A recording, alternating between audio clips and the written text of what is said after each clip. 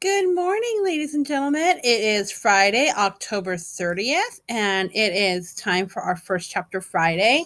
I've actually been going through a lot of our historical fiction books here in the library, and occasionally I find one that looks really interesting, or as I scan it, something catches my eye, and this one did.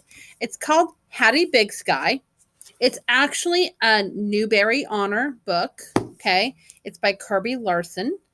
And it just caught my eye. I love things like Little House on the Prairie and that kind of like timeline. And this is really similar. So I think I was just kind of reading the back a little bit and it caught my eye. So I decided, you know what, I'm going to read this to you guys. So this is available in my library. So if it's something that you're interested in after I read the first chapter, let me know and I can go ahead and put it on hold for you. So when we do come back, you can check it out. Or it's also available. I'm turning around. It's available at the LA County Library in Downey. So it's not available in Santa Fe Springs. It's not available in Cerritos. If you do go to the Santa Fe Springs Library, though, and you really want this book, you can request it. And they'll find a way to get it for you, whether they get it through an inner city library where they intercity where they coordinate with other libraries sometimes and they'll order a book in for you, or if it's a book you really want, they'll order it for you. So let me know what you think, and I'm going to go ahead and start. Hattie Big Sky by Kirby Larson. This first chapter is definitely not as long as, say, The Hunger Games was. So there's some acknowledgments. I'm not going to read that to you guys today. If you're interested, I'll come back. Chapter 1. December 19th, 1917. I'm going to go ahead and focus really fast for you guys. There. That's a little bit better. Dear Charlie, Miss Simpson starts every day with a reminder to pray for you and all the other boys who enlisted. Well, I say we should pray for Kaiser. He's going to need those prayers once he meets you. I ran into your mother today at Uncle Holt's store. She said word is you were heading for England soon. France after that. I won't hardly be able to look at the map behind Miss Simpson's desk now. It will only remind me how far you are from Arlington. Mr. Whiskers says to tell you he's doing fine. It's been so cold, I've been letting him sleep in my bedroom. If Aunt Ivy knew, she'd pitch a fit. Thank goodness she finally decided I was too big to switch or my legs would be stripped for certain. You should see Aunt Ivy. She made herself a cunning white envelope of a hat with a bright red cross stitched on the edge. She wears it to all the Red Cross meetings. Guess she wants to make sure everybody knows she's a paid-up member. She's been acting odd lately. Even asked me this morning how I was feeling. First time in years she's inquired about my health. Peculiar. Maybe this Red Cross work has softened her heart. Mildred Powell's knitting her 5th pair of socks. They're not all for you, so don't get swell-headed. She's knitting them for the Red Cross. All the girls at school are, but I suspect the nicest pair she knits will be for you. You must be quite the figure in your uniform. A figure 8, haha. Seriously, I'm certain you're going to make us all proud.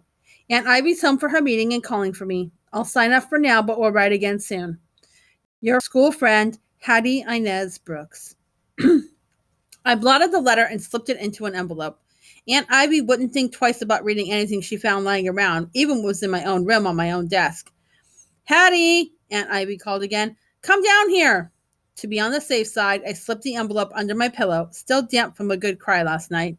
Not that I was like Mildred Powell, who hadn't stopped boo-hooing since Charlie left.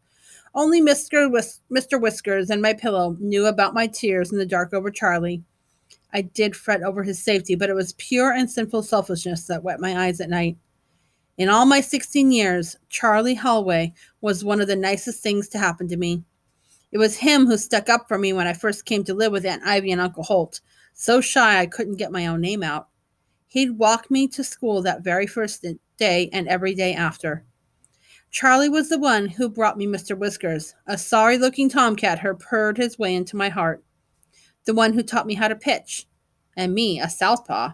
So maybe I did spend a night now and then dreaming silly girl dreams about him, even though everyone knew he was sweet on Mildred. My bounce around life had taught me that dreams were dangerous things. They look solid in your mind, but you just try to reach for them. It's like gathering clouds. The class had voted to see Charlie off at the station. Mildred clung to his arm. His father clapped him on the back so often I was certain he'd end up bruised. Miss Simpson made a dull speech as she presented Charlie with a gift from the school, a wool stocking cap, and some stationery. "Time to board, son," the conductor called. Something shifted in my heart as Charlie swung his foot up onto the train steps. I told myself to hang back. Didn't want to be lumped in with someone like Mildred. But I found myself running up to him and slipping something in his hand. "For luck," I said. He glanced at the object and smiled. With a final wave, he boarded the train. "Oh, Charlie," Mildred leaned on Mrs. Holloway and sobbed. "There, there," Charlie's mother patted Mildred's back.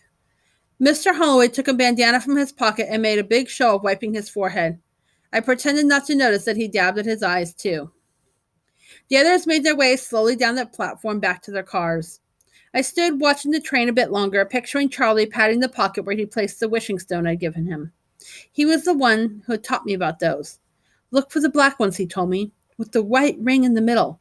If you throw them over your left shoulder and make a wish, it's sure to come true." He threw his wishing rocks at the abandon and laughed at me for not tossing even one. My wish wasn't the kind that could be granted by wishing rocks. And now 2 months had passed since Charlie stepped on that train. With him gone, life was like a batch of biscuits without the baking powder. Flat, flat, flat. "Hattie!" Aunt Ivy's voice was a warning. "Yes, ma'am." I scurried down the stairs. She was holding court in her brown leather chair. Uncle Holt was settled into the hickory rocker, a stack of newspapers on his lap. I slipped into the parlor and I picked up my project. A pathetic pair of socks I'd started back in October when Charlie enlisted. If the war lasted 5 more years, they might actually get finished. I held them up, peering through a fillage of dropped stitches. A filigree. Whew, that was... Not even a good chum like Charlie could be expected to wear these. "I had a lovely visit with Isana Wells today," Aunt Ivy explained unpinned her Red Cross hat. "You remember Iantha, don't you, Holt?" Uncle Holt shook the newspaper into shape. "I told her what a fine help you were around here, Hattie." I dropped another stitch. To hear her tell it most days, there was no end to my flaws in the domesticacy department. I never finished high school, not any sense in it for some girls. Uncle Holt lowered one corner of the paper. I dropped another stitch. Something was up. No sense at all, not when there's folks like Iantha Wells needing help at her boarding house. There. It was out. Now I knew why she'd been so kind to me lately. She'd found a way to get rid of me. She smoothed her skirt again. "God moves in mysterious ways. We should not question this bounty from Iantha. Though her comments directly affected me, I knew better than to say anything. Yet." Uncle Holt tamped the Prince Albert tobacco down in his pipe. There were only a few months left of the school year. He lit it and took a puff before continuing. "Seems to me it makes more sense for Hattie to finish." This wasn't the first time Uncle Holt had taken my side. I resolved to polish his shoes for him that very night, and thanks for it. Aunt Ivy glided on, as if Uncle Holt hadn't spoken. "It was agreed that Hattie would go where she was needed, and she is needed at Iantha's." "And not wanted here," I added, to myself, of course. Uncle Holt squinted at me through curious curlicues. Man, sorry, guys. My reading is... I think I need new glasses. Curlicues of cherry-scented smoke. "Do you want to finish school?" I set my knitting on my lap and considered my answer. For all I loved books, school was a chore, especially without the diversions Charlie provided. But compared to working for Iantha Wells... "She knows too much already," snapped out Ivy, "or thinks she does." Then with a glower in my direction. "It's Hattie's soul we must think of. Helping Iantha would foster a spirit of charity in the child. Charity and..." Here Aunt Ivy stumbled, as if even she couldn't imagine what working in a boarding house could possibly teach someone like me, and other womanly skills. It's quite the opportunity for a hard-working girl. 2 bright red spots glowed on her cheeks. Not much doubt that she was peeved, and not much doubt as to why. It galled her that Uncle Holt would ask my opinion about anything, let alone my own future. I was simple, Hattie here and there, with no right to an opinion. I had been orphaned before I lost my baby teeth. Pa's story was a familiar one to any miner's family. The coal dust ate up his lungs. I was just 2 or 3 when he passed. Aunt Sia took me in when I was 5 after Mama died. The doctor said it was pneumonia that took her, but Aunt Sia claimed it was a broken heart. The kindness of my many stops along the way She had given me the gift of certainty that my parents had loved one another. After Aunt Sia got too old to keep me, I was shuffled from one relative to another, some of them pretty far down the shirt rail. I'd say stay to help out with this sick person or that until I ran out of folks who needed help and didn't mind an extra mouth to feed to get in. I was 13 when Aunt Ivy took me in. She's really no aunt at all. Uncle Holt's a distant cousin. She couldn't resist the opportunity to do her Christian duty, nor could she resist the opportunity to remind me every single day that I had nothing and no one. I should count my blessings, she lectured. Well, I did count them. The first blessing I counted on every day was that she and I weren't related by blood. The room grew so quiet that I could hear Uncle Holt's pipe click against his teeth. He blew out a puff of sweet smoke and then spoke. I suggest we all sleep on it. Aunt Ivy wouldn't cross Uncle Holt, not in front of me. She flounced in her chair. Whatever you say, Holt. He fussed with his pipe and then with the papers on the pipe stand next to his chair. Where did I put that? Put what, Holt dear? Aunt Ivy's voice could shatter glass. Letter. Came for Hattie today. A pile of newspapers cascaded to the floor. For a general store clerk, Uncle Holt read more than any human being I know. I was crazy about reading myself, but my taste ran to novels. Uncle Holt favored newspapers. He was the one who first warned about war in Europe, said any fool could see it coming if he paid attention. Me, I hadn't paid attention until Charlie up and enlisted. Guess I knew what category that puts me. A letter? I said. Maybe from Charlie. For Hattie? Asked Aunt Ivy. Uncle Holt ignored her outstretched hand and delivered the envelope directly to me. Whoever is it from? Aunt Ivy demanded. Someone in Montana. Uncle Holt disappeared behind the Arlington News, his signal that he was done with conversation for the evening. I opened the envelope. There were 2 letters inside. The first was dated November 11th, 1917. Now, remember, this started on December 19th, 1917. So this letter is about a month old. Your uncle's asked that I get the enclosed to you when he passed. It's the least I could do to repay him for his many kindness. If you decide yes, me and my husband Carl will help all we can. Most sincerely yours, Pearlie Johnson Mueller. Decided yes about what? I unfolded the second letter. My dear Hattie, you will no doubt have forgotten me. I'm your mother's only brother. Had I married and led a proper life, I would have sent for you long ago. I will not sugarcoat things. I have been a scoundrel. But here in Montana, I've made a new life. Wouldn't you know that as soon as I get a claim staked and a place built, the doc here would tell me this cough was going to kill me. You and I have something in common besides the right blood.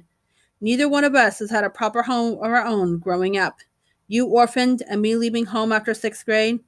You will think I have never thought of the niece in Iowa, but this letter will show you I have. If you come out here to Vida, you will find my claim.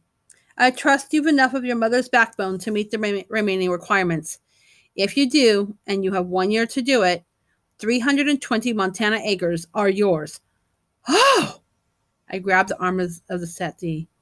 What is it? Bad news? Aunt Ivy was at my side, eagerly peering over my shoulder. With a slight stutter, I read aloud the last paragraph of the letter. Being of sound mind, I do hereby leave to Hattie Inez Brooks my claim on the house and all of its contents, as well as one steadfast horse named Plug and a contemptible cow known as Violent. Signed Chester Hubbard Wright, uncle to Hattie Inez Brooks. Postscript H. Bring warm clothes and a cat. Aunt Ivy snatched the letters from my hand. I was too stunned to react. 320 acres, a home of my own, Montana! It's ridiculous, she pronounced. Besides, I've promised Ietha you will work for her. Seems like quite an opportunity for a hard-working young girl. There was a whisper of a wink in Uncle Holt's voice. It's insanity, sputtered Aunt Ivy. Holt, not another word, Hattie. As you say, Aunt Ivy, God moves in mysterious ways. I took the letters back from her, folded them, and put them in the pocket of my skirt. If you'll excuse me, I have a letter to write. Pearlie's letter was answered with one line. I will come. Telling Charlie took a mite longer. I didn't want him worrying about me while he was over there in France. I believe I struck the right tone in my postscript after only a dozen tries. Think of how much more interesting my letters to you will be, I wrote. I posted both letters, the one to Charlie and the one to Pearlie Mueller. Pearlie's return letter arrived promptly with a promise to meet me at the train depot in Wolf Point and to take me the rest of the way to Uncle Chester's claim. Almost as if she could read my mind, she added to Uncle Chester's brief list of instructions. As far as what to bring with you, your uncle has most everything needed for running a house. A sturdy hat to keep and rain off, and maybe some bed linens, as Chester's are none too choice. Your new neighbor, Pearlie Mueller. A smarter girl than me might have wobbled a bit at the thought of heading west to prove up a claim. I had lived on a farm with some cousins for 6 months, and I helped Uncle Holt with his vegetable garden every year. But that was the extent of my agricultural expertise. I pushed all doubts and worries away the moment they crept into my thoughts. All I could see was a chance to leave Aunt Ivy and that feeling of being the one odd sock behind. Resolute in my decision, I did what any good homesteader must do. I took the $400 my parents had left me out of the bank and bought warm clothes and a $12 ticket on the Great Northern Railway. Packing didn't take long. Uncle Holt gave me his old work boots, and Miss Simpson presented me with a copy of Campbell's 1907 Soil Cultural Manual. Her brother had gone out to Montana himself and assured her this was the very text any homesteader must have for farming in eastern prairie country. And along with the warm embrace, Charlie's mother gave me a sturdy pair of canvas gloves. My last purchase was a wicker travel case for Mr. Whiskers. Aunt Ivy was still fuming about the whole thing and refused to come to the station. Uncle Holt drove me there in his new Ford town car. I know you can do the work, Hattie. Uncle Holt unloaded my trunk and then handed me Mr. Whiskers in his case. But there will be new ways to learn. Don't be too proud to ask for help. He pulled his pipe out of his pocket.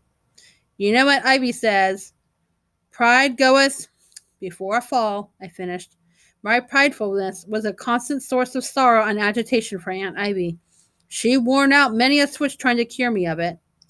Uncle Holt busied himself with filling his pipe and tapping down the tobacco. As he lit it, I thought I saw a dampness in his eyes. Thank you, Uncle Holt. 3 years of small kindnesses flashed in my mind. Our gazes caught. I felt he understood my feelings, even if I couldn't say the words. I promised to write. No pie crust promises now. He patted my shoulder awkwardly.